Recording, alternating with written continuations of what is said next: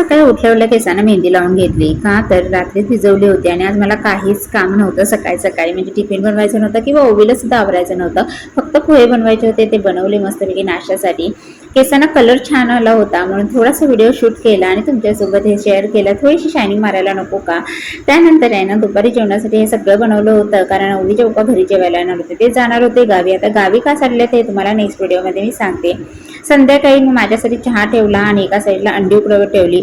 अध्याला ओवीला मी daily एक अंड उकडवलेलं खाऊ घालते, काही वार सोडले तर त्यांना डेली एक अंड उकडवलेलं मी खाऊ घालते.